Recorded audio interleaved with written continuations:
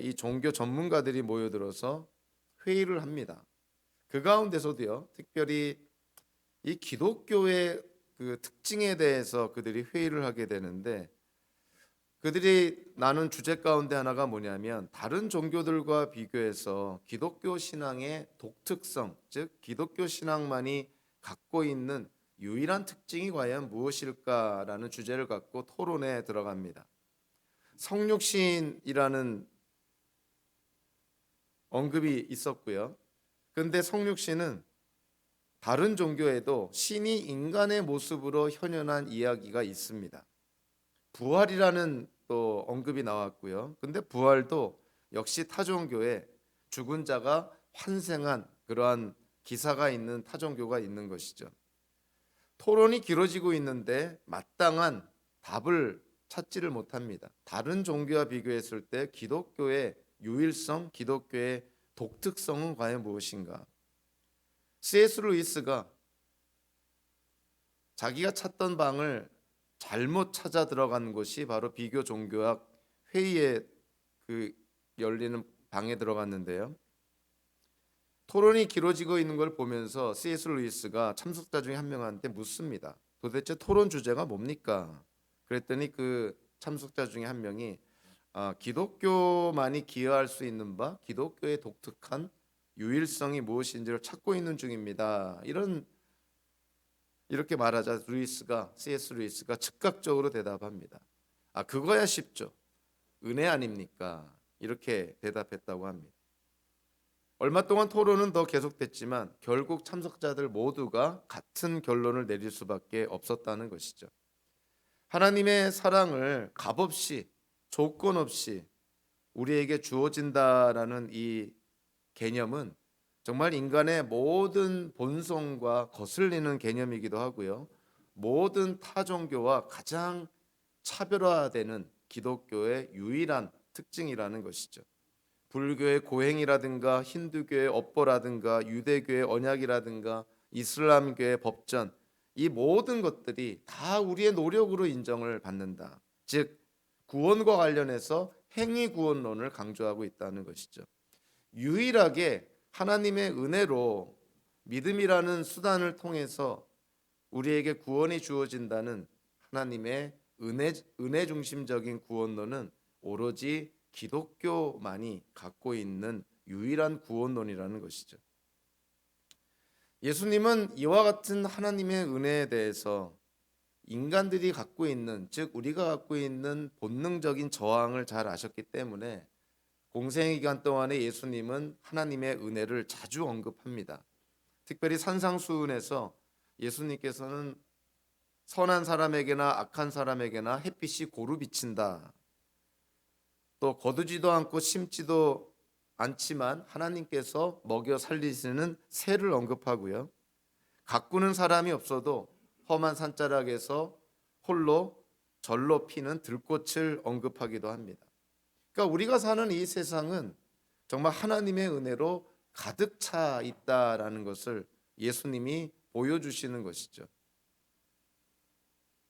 혹자의 표현대로 세상에서 살고 있는 우리들이 발견하지 못하는 이 하나님의 은혜를 하나님이 인간이 되어 이 땅에 오신 예수 그리스도께서 우리에게 알려주신다.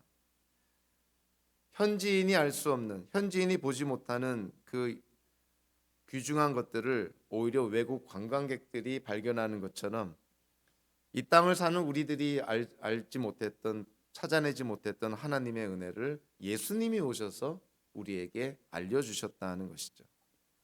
하나님의 은혜의 결정체라 할 수 있는 것, 하나님의 은혜의 산물이라 할 수 있는 것, 그것은 다름 아닌 우리에게 주어진 복음이라는 것이죠.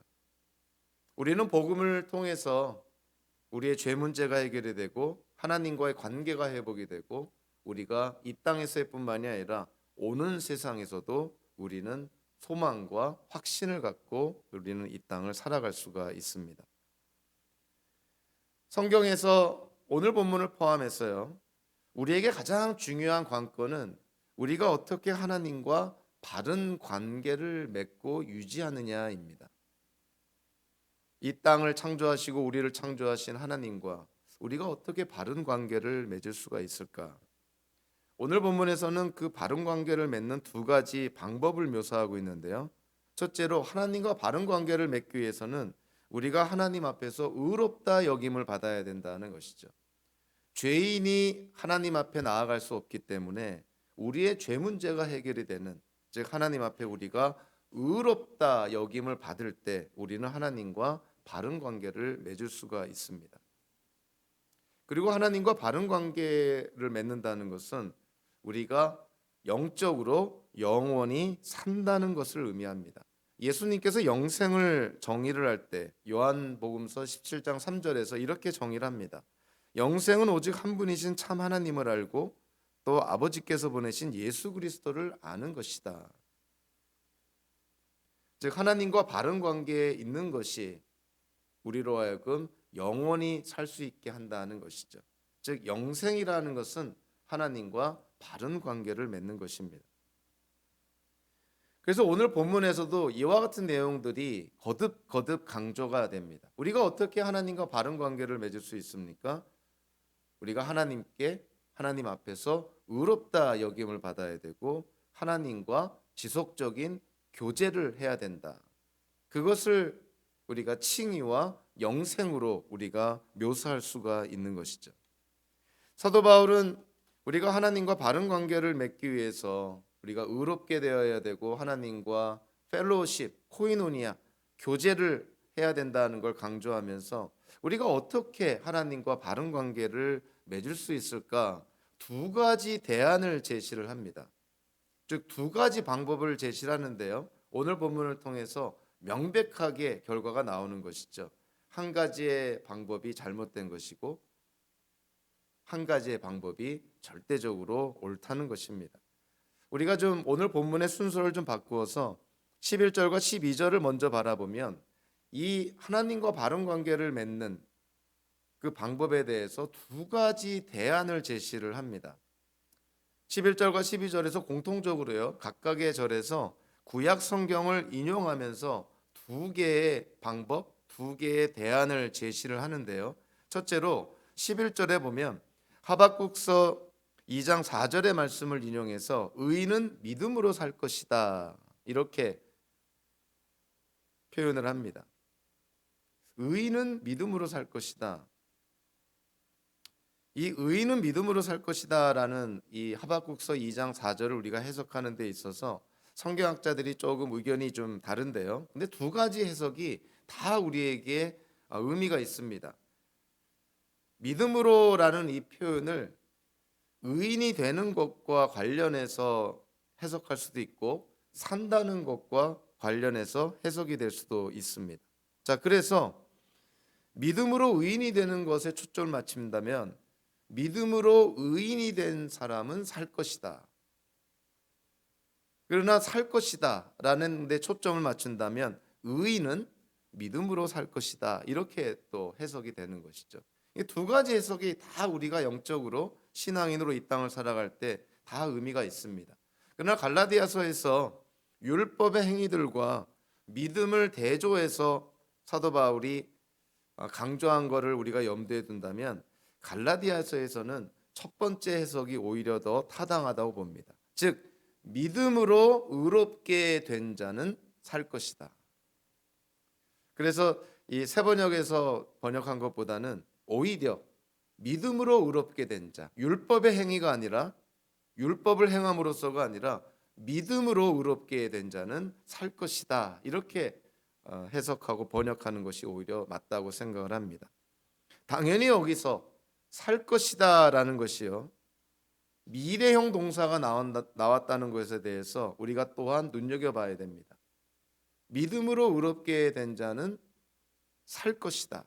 여기서 산다는 것은 현재를 산다는 의미보다는 즉 우리가 어떻게 거룩한 성도로서 이 땅을 살아가느냐 그러한 의미보다는 여기서 살 것이다라는 것은 미래적인 표현이기 때문에 오히려 구원론적으로 종말론적으로 이해하는 것이 타당한 것이죠. 그래서 믿음으로 의롭게 된 자는 영생을 영원히 살게 될 것이다. 이렇게 이해가 됩니다. 그러니까 사도 바울이 하나님과 바른 관계를 맺고 유지하기 위해서 첫 번째로 내놓은 대안이 뭐냐면 믿음이라는 거예요. 믿음으로 의롭게 된 자는 영원히 살 것이다. 거기에 대조적으로 두 번째로 나온 대안이 뭐냐면 12절에 나온 것이죠. 그러나 율법은 믿음에서 생긴 것이 아닙니다. 오히려 율법의 일을 행하는 사람은 그 일로 살 것이다. 여기서도 살 것이다라는 표현이 나오죠. 미래형 동사가 나오죠. 당연히 여기도 종말론적으로 구원론적으로 이해를 해야 되는 것이죠. 사도 바울이 제기하고 있는 두 번째 대안이 뭐냐면은 율법의 일을 행하는 사람, 즉 믿음으로 의롭게 되는 것이 아니라 율법의 일을 행하는 것, 율법의 요구를 행하는 것, 율법을 행함으로써 영원히 살게 될 것이다. 이것이 두 번째 대안이라는 것이에요. 그러니까 하박국서의 말씀과 또 12절의 레위기의 말씀을 이 구약에서 사도 바울이 인용하면서 우리에게는 두 가지의 방법, 두 가지의 대안이 있습니다. 믿음으로 의롭게 되어서 영원히 살 것인가? 아니면 율법을 행함으로 영원히 살 것인가? 두 개의 대안이 있다는 것이죠. 자, 두 개의 대안이 다 목적지는 영생이지만 그 영생에 도달하는 과정이 다른 거예요. 믿음으로 그 영생을 누릴 것인가? 아니면 행함으로 영생을 누릴 것인가? 복음을 듣고 믿음으로 영생을 누릴 것인가? 아니면 율법을 행함으로 율법의 요구를 행함으로 영생을 누릴 것인가? 우리에게는 두 가지 대안이 있다는 것이죠. 결국 이 질문에 대해서 사도 바울이 오늘 본문에서 결론을 내리게 됩니다. 우리는 율법 그러면 상당히 부정적인 그러한 시각을 갖게 되고요. 굉장히 우리의 신앙에 오히려 걸림돌이 되는 것처럼 우리가 오해를 할 수가 있습니다. 근데 율법이라는 것은 하나님과 사람 사이에 맺은 그 언약을 유지해 주는 규정입니다. 그러니까 이 율법을 지킨다는 것은 하나님과 우리와 맺은 그 언약을 지켜나가는 데 있어서 꼭 필요한 일종의 지침 같은 그러한 말씀이라는 것이죠. 그래서 하나님과 사람이 언약을 맺었을 때 하나님은 하나님으로서 우리에게 대한 책임이 있는 것이고요. 인간은 또 인간으로서 하나님께 대한 책임이 있는 것이죠. 그래서 하나님은 언약을 맺은 사람들에게 사랑과 신실함으로 하나님은 돌보시고 사람은 언약을 맺은 하나님께 순종해야 되는 것이죠. 성경을 통해서 우리가 분명하게 되는 것은 하나님은 하나님의 도리를 다 하십니다. 문제는 인간이라는 것이죠. 하나님과 언약을 맺은 인간이 자신의 책임과 도리를 다하지 않기 때문에 하나님과의 관계가 문제가 생기는 것입니다. 그래서 우리가 율법이라는 걸 이해를 할 때 우리는 이제 예수 믿고 구원과 영생을 약속받았고 율법을 행하는 것으로서는 우리가 구원을 또 영생을 하나님 앞에 의롭게 되지 못하니 율법은 우리에게 아무 필요가 없는 것이다. 이렇게 생각한다면 그거는 굉장히 위험한 생각이고 반기독교적인 생각인 것이죠. 사도 바울은 로마서 7장 12절에서 이렇게 말합니다.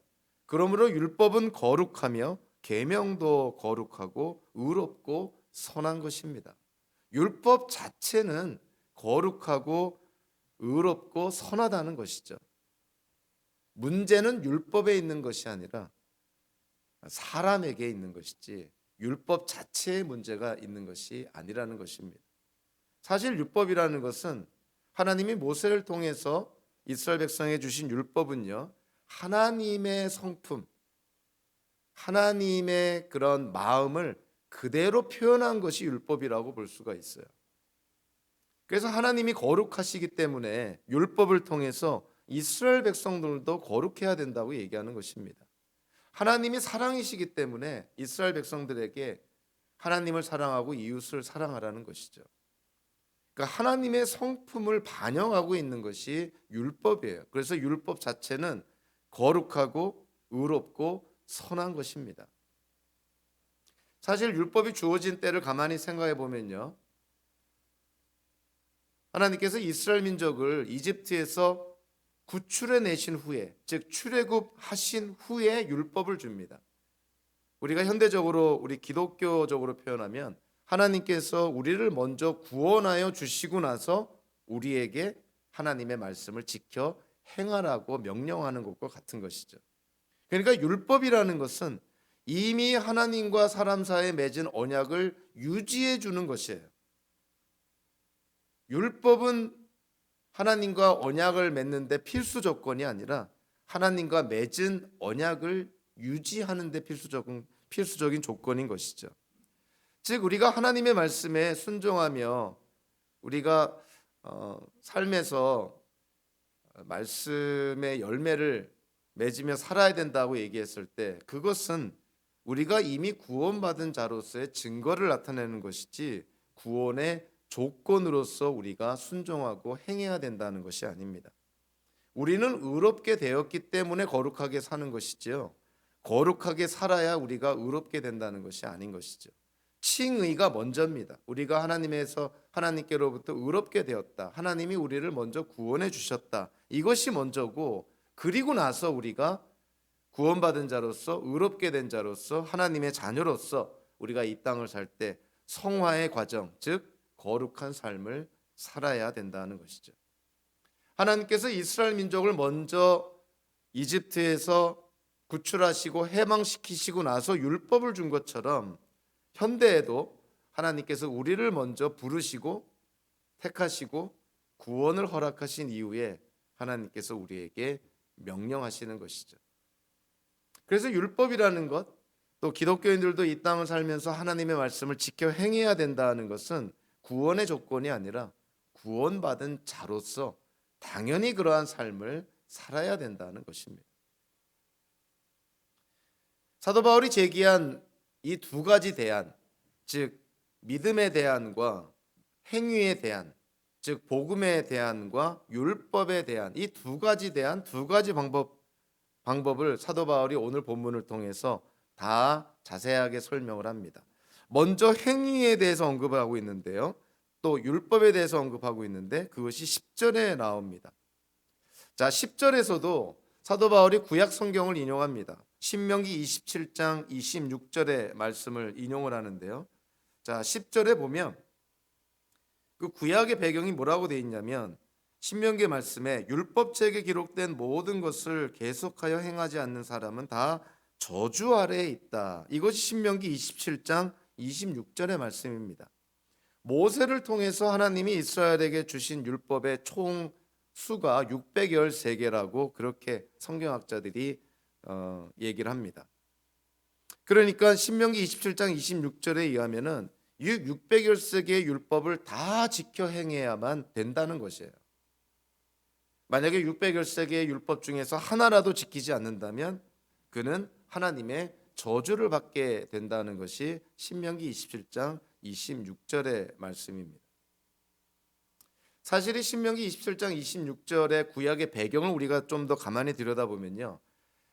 신명기의 말씀은 이스라엘 민족이 이제 요단강을 바로 눈앞에 둔 모압강에 머물러 있었을 때 이 모세가 3번의 설교를 통해서 하나님의 율법을 설명해 줍니다. 즉 광야에서 태어나고 자란 이 출애굽 2세대들에게 그들이 가나안 땅에 들어가서 어떻게 살아야 될지를 하나님의 율법에 대해서 설명해 주는 것이죠. 3번의 설교를 기록한 것이 신명기 말씀인데요. 그래서 모세가 이스라엘 민족에게 다음과 같이 명령합니다. 신명기 27장 12절 14절에서 이러한 말씀을 하죠. 당신들이 요단강을 건넌 뒤에 백성에게 축복을 선포하려고 그리심산에 설 지파들은 시므온과 레위와 유다와 이사갈과 요셉과 베냐민 지파입니다. 그리고 저주를 선포하려고 에발산에 설 지파들은 르우벤과 갓과 아셀과 스물론과 단과 납달리 지파입니다. 그리고 레위 사람들은 큰 소리로 온 이스라엘 모든 백성에게 다음과 같이 외치십시오 하고 12개의 저주문을 언급을 합니다. 각각의 저주문이 낭독할 때마다 온 이스라엘 백성들이 아멘으로 화답한다는 것이죠. 아멘이라는 의미는 말씀하신 그대로 된다는 것을 의미합니다. 그러니까 하나님의 저주문이 그 내용 그대로 이루어진다는 것이에요. 그 12개의 저주문의 맨 마지막 저주문이 바로 오늘 사도 바울이 인용한 신명기 27장 26절의 말씀인 것이에요. 이 모든 율법을 지키지 않는 자, 이 모든 율법에서 하나라도 지키지 않는 자 다 하나님의 저주를 받게 된다는 것이죠. 특별히 갈라디아 3장 10절에서 율법책에 기록된 모든 것을 계속하여 행하지 않는 사람, 이 계속하여 행하다라고 이렇게 번역을 했는데요. 사실 헬라어 동사는 지키다 또는 거하다, 행하다 뭐 이런 의미입니다. 근데 이 동사가 현재형으로 쓰여졌기 때문에 현재형 헬라어 동사는 지속적이고 반복적이고 계속적인 것을 의미합니다. 그래서 번역을 할 때 헬라어 현재형 동사의 그 특징을 살려서 계속해서 행하다라고 번역을 한 것이에요. 그러니까 이 갈라디아 3장 10절에서 신명기 27장 26절을 인용을 할 때 이 의미는 명백한 것이죠.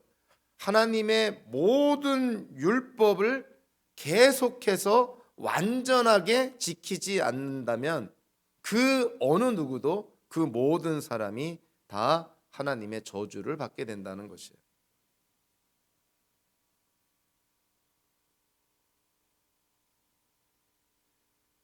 신명기 27장 26절을 사도 바울이 인용을 했을 때 거기에 공통적으로 등장하는 표현이 모두라는 표현입니다. 율법의 모든 것 그리고 모든 사람, 그러니까 여기에는 예외가 없는 것이죠. 그러니까 어떠한 사람이든지 간에 하나님의 율법을 다 지키지 않으면 하나님의 저주를 받게 된다는 것이 이 행위로 의롭게 되려고 하는 사람의 노력이 부딪히게 되는 결론이라는 것이에요. 자, 그런데 문제는요. 사람이 하나님의 율법을 다 지킬 수 없다는 데 있습니다. 율법은 요구를 하는 것이죠. 율법으로 여러분들이 영원히 살려고 한다면 율법을 다 행해야 됩니다. 그것도 한 번이 아니라 계속적으로 지속적으로 반복적으로 600여세 개의 율법을 여러분들이 다 지켜 행해야 됩니다. 그러나 문제는 우리 사람이 하나님의 율법을 다 지킬 수 없다는 것이죠. 그래서 율법이 인간에게 하나님의 저주를 줄 수밖에 없다는 것이에요. 그래서 10절 전반부에 이렇게 나옵니다. 왜냐하면이라는 접속사가 들어가 있는데, 왜냐하면 율법의 행위에 근거하여 살려고 하는 사람, 문자적으로 번역하면 율법의 행위들로부터 살려고 하는 사람들은 누구나 다 저주 아래에 있습니다. 왜 이런 결론이 나올까요? 사람이 율법을 다 지킬 수 없기 때문에 그런 것이에요. 100가지 율법을 다 지키더라도 하나를 잘못하면, 하나를 지키지 못하면 그는 율법을 다 어기는 것이 되고 하나님의 저주를 받게 된다는 것이죠. 이것에 대한 우리 성경에 대한 이해는요, 우리 개혁주의적으로 이거를 전적 타락이라는 그러한 표현으로 우리가 이해를 할 수가 있습니다. 사람은 태어날 때부터 죄성을 갖고 태어나기 때문에 타락된 상태에서 태어나는 것이죠. 타락의 정도가 전적으로 타락됐다는 의미가 아니라 타락의 범위가 모든 분야에 다 걸쳐서 타락이 됐다는 것이죠. 우리의 지정의가 다 타락이 됐다는 것이에요. 완전한 지성, 완전한 감성, 완전한 의지라는 것이 없다는 것이죠. 인간은 태어날 때부터 죄성으로 모든 범위에서 타락이 됐기 때문에 선을 행할 수가 없는 것이죠. 하나님의 율법조차 지킬 수가 없다는 것이에요. 그래서 성경에서는 이 인간의 전적 타락에 대해서 반복해서 언급을 합니다. 열왕기상에서는 죄를 짓지 아니하는 사람은 없습니다, 이렇게 단언하고 있고요. 이사야서 53장에서는 우리는 모두 양처럼 길을 잃고 각기 제 갈 길로 흩어졌으나 주님께서 우리 모두의 죄악을 그에게 지우셨다. 인간은 각기 제 갈 길, 하나님을 떠나 하나님을 인정하지 않고 하나님을 배제한 상태에서 마이 웨이를 외치면서 제 갈 길로 가고 있다. 그래서 사도 바울이 로마서 3장에서 이렇게 말합니다. 성경에 이렇게 기록되어 있습니다. 의인은 없다, 한 사람도 없다. 예수 그리스도 외에 이 땅에 태어난 그 어느 누구도 하나님 앞에 의인이 없다는 것이에요. 그래서 3장 23절에 이런 결론을 내놓죠. 모든 사람이 죄를 범하였습니다. 그래서 사람은 하나님의 영광에 못 미치는 처지에 놓여 있습니다. 이것이 인간의 처지라는 것이에요. 인간은 죄인으로 태어나서 죄를 지을 수밖에 없는 존재이기 때문에 하나님의 영광에 다다르지 못하기 때문에 하나님의 징계, 저주를 받을 수밖에 없는 존재가 바로 인간이라는 것이죠. 그래서 웨스트민스터 소요리 문답 82문에서도 이렇게 말합니다. 사람은 하나님의 계명을 완벽하게 지킬 수 있습니까? 여기에 대한 답은요. 어떠한 사람도 타락 이래로는 금생에서, 즉 이 세상에서 하나님의 계명들을 완벽하게 지킬 수가 없고 매일 생각과 말과 행동으로 계명들을 어깁니다. 이것이 우리의 실상이라는 거예요. 그러니까 이론적으로는 율법 613개를 계속적으로 지속적으로 완벽하게 지킨다면 영생을 누릴 수 있겠지만 이론적으로는요, 실상은 불가능하다는 것이죠. 이미 성경에서 누누이 강조하고 있어요. 인간은 죄인이고 하나님 앞에 의인은 없고 우리는 태어날 때부터 타락한 상태로 태어나서 우리는 선을 행하는 것보다는 죄를 짓는 것이 우리 본성에 맞는 것이라는 것이에요. 율법 하나도 제대로 못 지킵니다. 예수님께서 613개 율법 가운데서 가장 중요한 계명 2개를 꼽잖아요. 하나가 하나님을 사랑하고 하나는 이웃을 사랑하라는 것인데, 하나님을 사랑할 때 어떻게 사랑하라는 것입니까? 마음을 다해서. 이 마음을 다한다는 것은 100%인 거예요. 100% 최선을 다해서, 온 뜻과 정성과 의지를 다해서, 한치의 오차도 없이 100% 하나님을 사랑해라. 자, 이것이 가능합니까? 우리 자신에게 물어보면 이것이 얼마나 불가능한 건지를 우리는 잘 알고 있습니다. 600열세의 계명 가운데서 가장 중요하다고 예수님 말씀한 그 계명조차 우리는 지키지 못하는 존재라는 것이에요. 그러니까 우리의 행함, 율법을 지킴으로, 우리의 노력으로, 우리의 어떤 공로로 우리가 하나님 앞에 의롭게 된다는 것, 불가능하다는 것이죠. 그러니까 사도 바울이 아주 명백하게 얘기를 합니다. 구약 성경을 인용하면서 우리의 자신을 다시금 돌아보게 하면서 행위로 구원을 받는다, 행위로 의롭게 된다, 율법을 지킴으로 의롭게 된다. 이거는 말도 안 되는 소리라는 것이죠.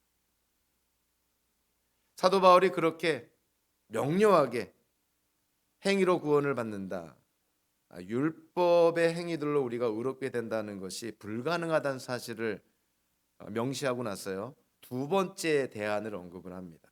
그 두 번째 대안이 바로 믿음으로 말미암은 것이고 복음으로 말미암은 것이죠. 그것이 오늘 보면 13절과 14절에서 아주 명백하게 부인할 수 없을 정도로 확연하게 우리에게 사도 바울이 말씀합니다. 우리가 어떻게 의롭게 됩니까? 우리가 어떻게 하나님과의 바른 교제, 영생을 누리게 됩니까? 우리가 어떻게 구원의 증거를 할 수 있는 성령을 받을 수 있습니까? 한마디로 믿음이라는 것을 강조하는데요. 자, 13절과 14절에서 그 믿음으로 우리가 의롭게 되고 믿음으로 우리가 성령을 받게 되어서 우리가 구원받은 자로서의 어떤 삶을 살아간다는 것을 강조할 때 어떠한 사건을 언급합니까? 십자가 사건을 언급하는 것이죠. 우리는 이 갈라디아 3장 그 1절부터 5절을 언급을 할 때 복음에 대해서 우리가 어떻게 이해를 했냐면, 갈라디아서에서 강조하는 복음은요, 십자가에 못 박히신 예수님이 복음이에요. 복음을 믿는다는 것은 십자가에 못 박히신 예수님을 믿는다는 것이에요. 그리고 그 예수님을 믿음으로 우리가 성령도 받고 의롭게 되고 하나님과의 관계가 회복이 된다는 것이죠.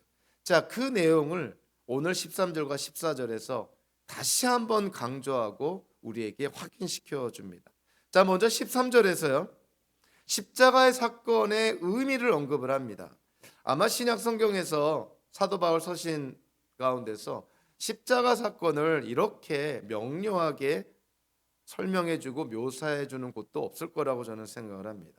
13절에 이렇게 말하고 있죠. 그리스도께서 우리를 위하여 저주를 받은 사람이 되심으로써 우리를 율법의 저주에서 속량해 주셨습니다. 기록된 바 나무에 달린 자는 모두 저주를 받을 것이다 하였기 때문입니다. 마찬가지로 사도 바울이 여기서도요, 구약 성경을 인용을 합니다. 그 유명한 신명기 21장 23절을 인용하는 것이죠. 신명기의 말씀은 이렇게 되어 있습니다. 그러나 당신들은 그 죽음을 시체를 나무에 매달아 둔 채로 밤을 지내지 말고 그날로 묻으십시오. 나무에 달린 사람은 하나님께 저주를 받은 사람이기 때문입니다. 당신들은 주 당신들의 하나님이 당신들에게 유산으로 준 땅을 더럽혀서는 안 됩니다.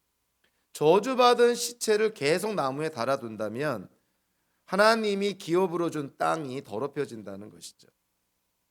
사도 바울이 여기서 나무에 달린 자, 이 나무에 달린 자를 누구를 지금 비유로 지금 사용하고 있냐면 십자가에 달린 예수님을 지칭하는데 이 표현을 사용하고 있는 것이죠. 나무에 달린 자, 즉 십자가에 달린 예수님께서 저주를 받으셨다는 거예요. 13절에서 그리스도께서 우리를 위하여 저주를 받은 사람이 되심으로써 이렇게 번역을 했는데, 문자적으로 번역을 하면요, 그리스도께서 우리를 위하여 저주가 되심으로써 이렇게 번역이 됩니다. 예수님이 우리를 위해서 저주가 되셨다는 거예요. 우리가 지키지 못한 그런 율법으로 말미암은, 즉 율법의 징계, 율법의 저주를 예수님이 되심으로 말미암아 우리가 그 율법의 저주에서 벗어나게 되었다는 것이죠.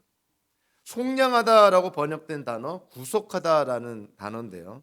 자, 이 단어가 주로 사용되는 것은 노예 시장에서 사용이 됩니다. 그래서 노예를 돈을 지불하고 살 때 바로 이 단어가 사용이 되는 것이죠.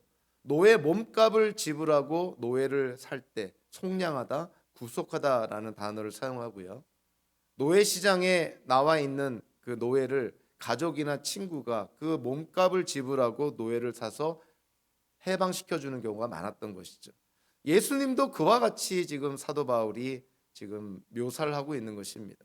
예수님은 우리가 지은 죄, 즉 율법을 지키지 못한 그 죄로 말미암아 우리가 율법으로부터 주어지는 저주를 받게 되었는데, 예수님께서 그 율법의 저주를 대신 받았다는 것이죠. 율법의 저주가 되어버렸기 때문에 일종의 일사부재리의 원칙에 의해서 우리는 율법의 저주로부터 해방이 되었다는 것입니다. 그래서 우리는 더 이상 우리가 율법에 불순종하고 율법을 지키지 않는 죄의 결과를 우리는 지지 않아도 되게 되었다는 것이에요. 그러니까 예수님이 우리의 모든 죄값을 다 지불하셨다는 것이죠. 우리의 죄값을 다 지불하셨기 때문에 공의로우신 하나님께서 우리의 죄에 대해서 두 번 징계를 하지 않으신다는 것이에요. 그것이 소위 말하는 일사부재의 원칙이고, 그것이 하나님의 공의의 원칙입니다. 우리의 죄값을 예수님이 다 짊어지셨기 때문에 우리는 우리의 죄에 대해서 죄값을 치를 필요가 없게 되었다는 것이죠.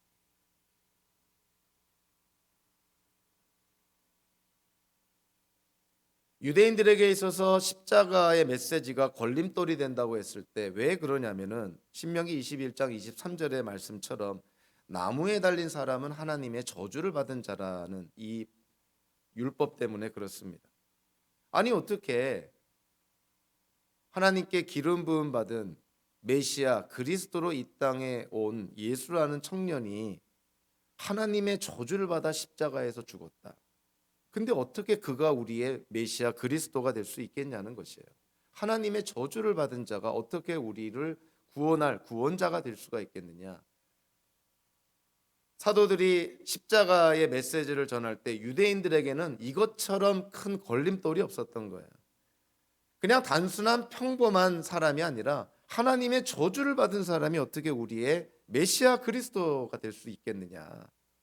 오히려 하나님의 저주를 받은 사람을 메시아 그리스도라고 믿고 따르는 기독교야말로 정말 기독교인들이야말로 하나님께 불경죄를 짓고 있는 것이 아니냐. 사도 바울이 그래서 예수님을 못 믿었던 것이고요. 사도 바울이 그래서 교회를 핍박하고 기독교인들을 핍박했던 것입니다. 그런데 베드로나 바울이나 예수님께서 부활 승천하신 이후에 복음을 증거하고 전할 때 예외 없이 전한 메시지가 나무에서 돌아가신, 십자가에서 못 박히신 예수님을 증거를 합니다. 베드로가 사도행전 5장 30절에서 이렇게 말하죠. 우리 조상들의 하나님은 여러분이 나무에 달아 죽인 예수를 살리셨습니다. 베드로전서 2장 24절에서 이렇게 또 말합니다.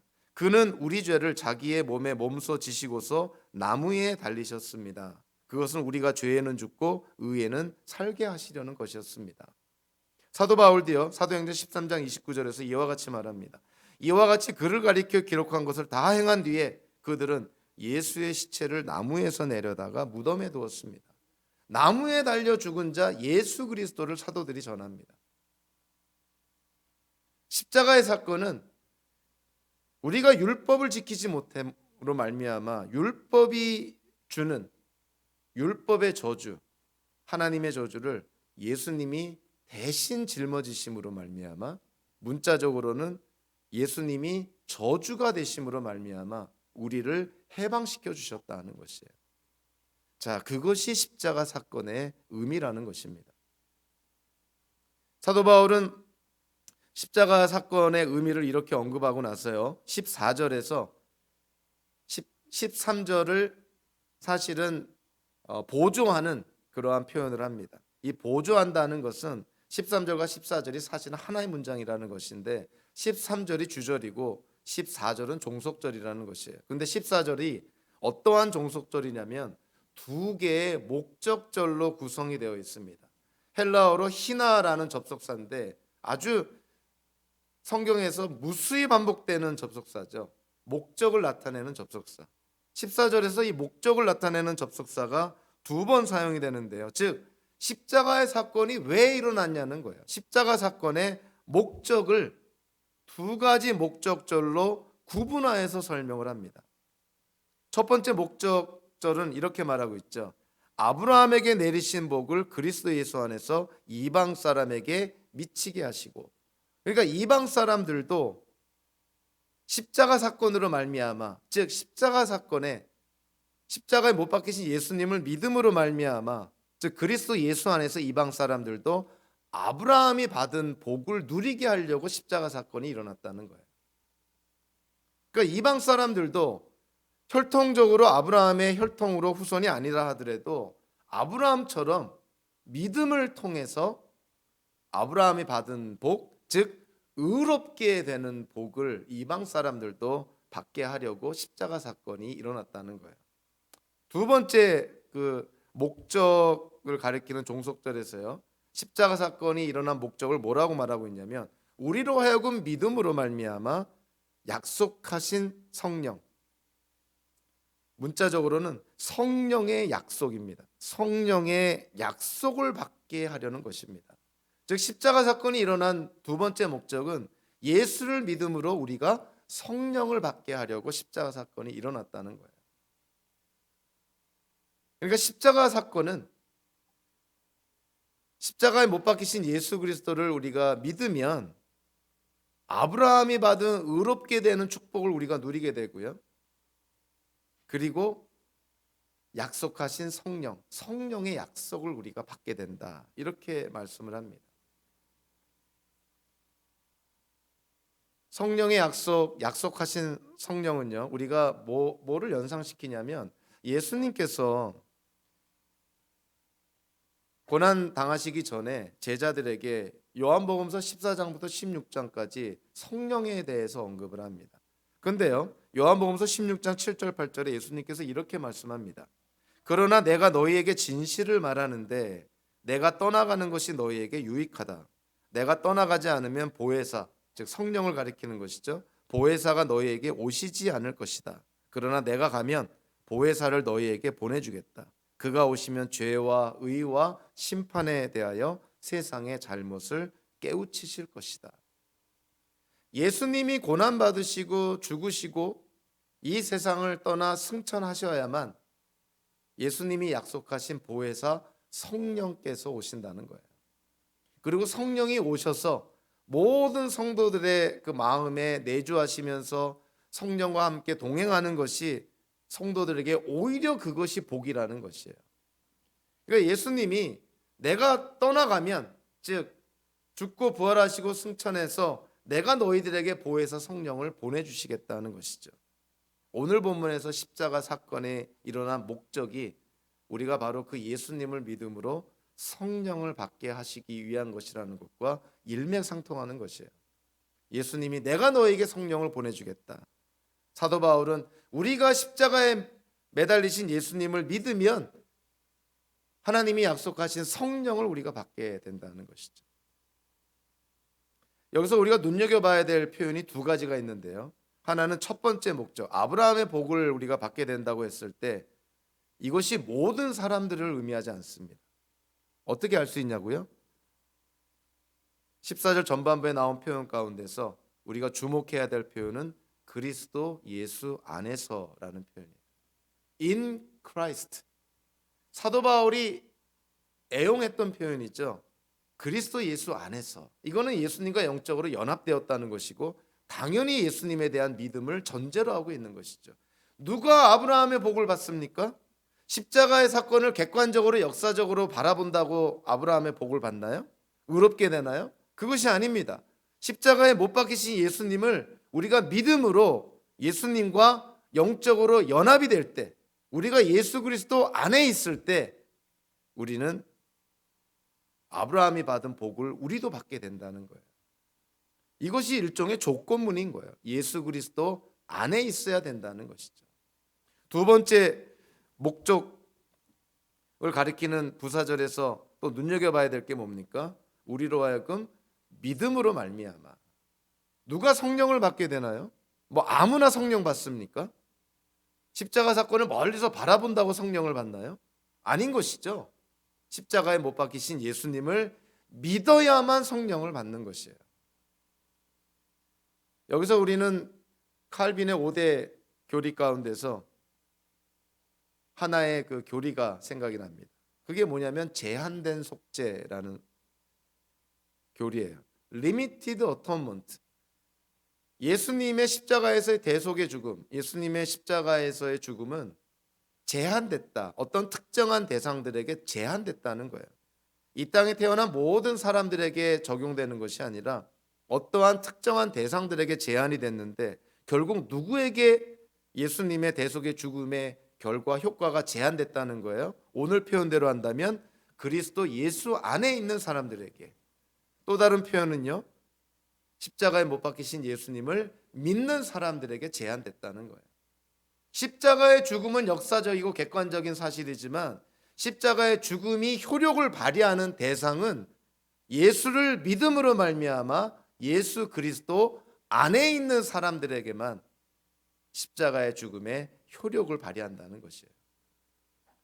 물론 우리가 십자가의 사건을, 예수님의 십자가의 사건을 객관적으로 역사적으로 우리가 바라보고 이해하고 해석해야 되는 것도 필요합니다. 그러나 그 역사적이고 객관적인 사건을 그냥 그대로 놔둔다면 그거는 우리와 전혀 관계가 없는 하나의 역사적인 사실에 불과한 것일 뿐이에요. 그러나 우리가 십자가에 못 박히신 예수님을 믿는다면 십자가의 사건은 역사적이고 객관적인 사건일 뿐만이 아니라 바로 나를 위한 사건이 된다는 것이죠. 바울은 오늘 본문에서 두 개의 대안을 제시합니다. 우리가 행위로 의롭게 될 것인가, 믿음으로 의롭게 될 것인가. 마치 모세가 이스라엘 백성들에게 신명기 30장 19절에서 그들에게 율법을 순종함으로 축복을 받을 것인가, 율법에 불순종함으로 저주를 받을 것인가, 생명과 사망, 복과 저주를 이 두 가지의 대안을 내놓은 것과 참 유사한 것이죠. 율법의 행위들, 즉 율법을 행함으로 말미암아 구원과 영생과 죄사함과 의롭게 되려고 합니까? 율법의 행위들이 마지막에 부딪히는, 즉 그들이 도달하는 곳은요, 일종의 데드엔드예요. 막다른 길입니다. 그 데드엔드가 뭐예요? 하나님의 저주라는 것이에요. 우리는 율법을 다 지키지 못합니다. 율법 하나도 못 지킵니다. 근데 어떻게 율법을 지킴으로 의롭게 되려고 합니까? 결과는 하나님의 저주밖에 없다는 거예요. 그래서 사도 바울이 우리에게 또 다른 대안을 제시하는 것이죠. 어찌 보면 유일한 대안인 것이죠. 그것은 십자가에 못 박히신 예수님, 즉 복음을 듣고 믿음으로 우리가 의롭게 되는 것이다. 두 가지에 대한 우리에게 정말 아주 부인할 수 없는 대조적인 성격을 보여주고 있죠. 율법의 행위에 의존하는 것과 복음을 듣고 믿음에 의존하는 것. 자, 결국은 두 가지 대조적인데요. 행함을 의지할 것인가, 믿음을 의지할 것인가. 나 자신을 의지할 것인가, 하나님이 행하신 일을 의지할 것인가. 나의 노력을 내가 믿고 신뢰할 것인가, 십자가에 못 박히신 예수님을 믿고 신뢰할 것인가. 결국 이렇게 귀착된다고 생각을 합니다. 구원에 대한 이해, 죄사함에 대한 이해, 의롭게 되는 것의 이해를 나 중심적으로 바라볼 것인가, 아니면 하나님 중심적으로 바라볼 것인가. 결국 이것이 관건인 것이죠. 하나님 중심적으로 바라보면 우리 자신에 대한 바른 이해를 하게 됩니다. 우리는 전적으로 타락한 자들, 의인이 없는, 하나님 앞에 어쩔 수 없는 죄인. 그럼에도 불구하고 예수님의 십자가에 못 박히신 예수님을 우리가 믿기만 한다면, 믿음이라는 행위가 아니라 믿음이라는 수단을 통해서 복음이 가져다 주는 그런 의로움과 성령을, 영생을, 구원을 우리가 누리게 된다는 것이죠. 사도 바울이 고린도후서 5장 21절에서 우리가 너무나 잘 알고 있는 말씀을 하죠. 하나님께서 죄를 모르시는 분에게, 즉 예수 그리스도에게 우리 대신으로 죄를 씌우셨습니다. 오늘 표현대로 한다면 예수님께서 우리를 대신해서 율법의 저주가 되셨습니다. 그것은 우리가 그리스도 안에서 하나님의 의가 되게 하시려는 것입니다. 십자가의 사건은 소위 말해서 이중전가가 일어난 것이죠. 우리의 죄가 예수님께로 전가가 되고 예수님의 완전한 의로움이 우리에게 전가가 됩니다. 그래서 우리가 받을 율법의 저주를 예수님이 받으셔서 십자가에 죽으신 것이고, 예수님이 죽기까지 순종하시면서 일으켜 놓으신 그 의로움을 우리가 예수님을 믿음으로 말미암아 우리가 받아 누리게 된 것이죠.